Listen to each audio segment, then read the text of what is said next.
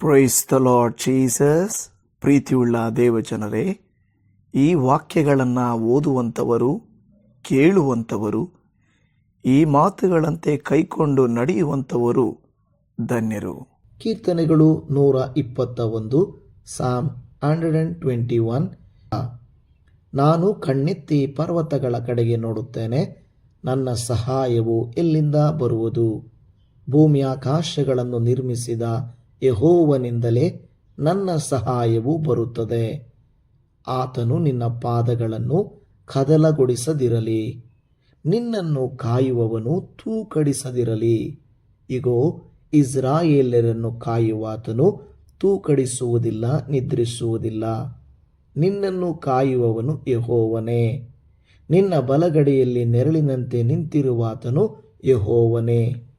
ಹಗಲಲ್ಲಿ ಸೂರ್ಯನು, ಇರುಳಲ್ಲಿ ಚಂದ್ರನು ನಿನ್ನನ್ನು ಬಾಧಿಸುವುದಿಲ್ಲ. ಯೆಹೋವನು ನಿನ್ನನ್ನು ಎಲ್ಲ ಕೇಡಿನಿಂದ ತಪ್ಪಿಸುವನು, ನಿನ್ನ ಪ್ರಾಣವನ್ನು ಕಾಯುವನು. ನೀನು ಹೋಗುವಾಗಲೂ ಬರುವಾಗಲೂ ಇಂದಿನಿಂದ ಸದಾಕಾಲವು ಯೆಹೋವನು ನಿನ್ನನ್ನು ಕಾಪಾಡುವನು. ಆಮೇನ್.